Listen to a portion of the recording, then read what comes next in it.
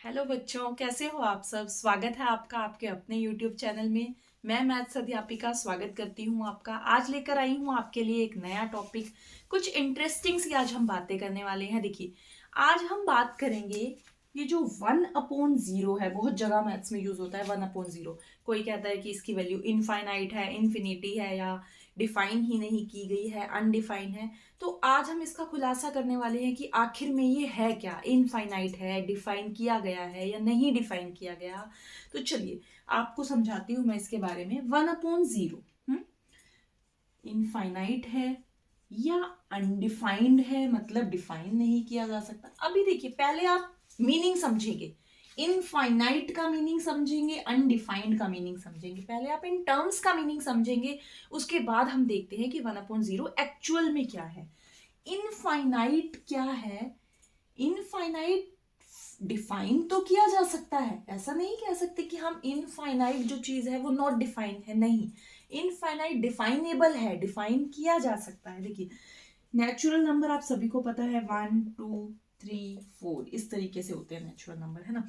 1 2 3 4 आपको आगे क्या बोला जाता है? Up to infinity. अभी अप टू इन्फिनिटी का क्या मतलब है? 5 6 7 8 क्या आप बता सकते हो कि लास्ट में क्या आएगा?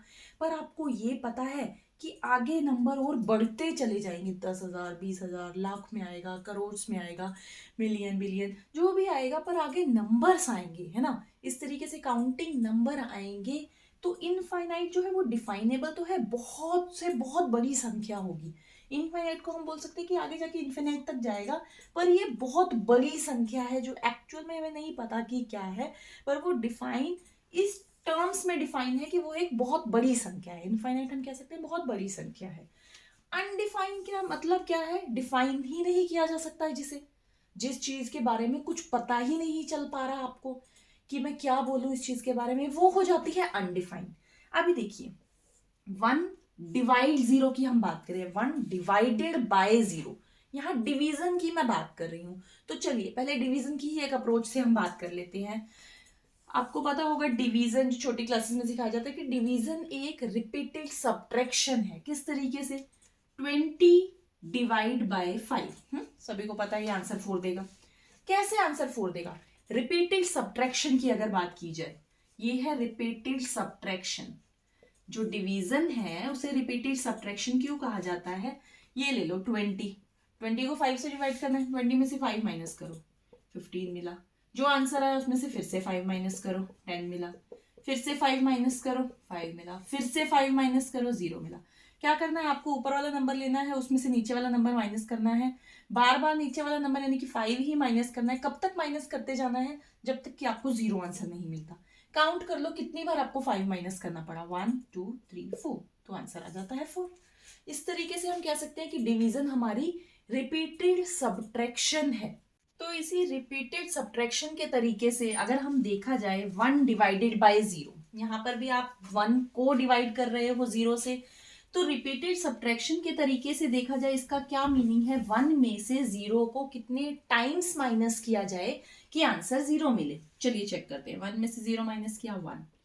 फिर से जो आंसर है उसमें से 0 माइनस किया, फिर से। ये तो इस तरीके से चलता ही चला जाएगा। कहां तक जाएगा? आपको क्या आंसर 0 मिल पाएगा? आंसर तो 0 नहीं मिल पाएगा। इसलिए इसे कहा जाता है, देखिए आप ये कहां तक करेंगे? इनफाइनाइट टाइम्स भी आप कर लेंगे तो भी आपका आंसर 1 ही रहने वाला है, क्योंकि 1 - 0 1, 1 - 0 1, सारे स्टेप्स रिपीट ही हो रहे हैं, बिल्कुल सेम ही आंसर दे रहा है वो। तो इसलिए 1/0 की वैल्यू को आप डिफाइन नहीं कर पा रहे हो कि एक्चुअल में वो क्या आएगा। चलिए एक और अप्रोच से इसको समझने की कोशिश करते हैं। हम 0 के पास के नंबर्स लेते थे, वैसे 0 के क्लोज नंबर्स में ले रही हूँ, पॉजिटिव नंबर्स। 1/0.1, 1/0.1 लोगे आपको क्या आंसर देगा? 10 देगा।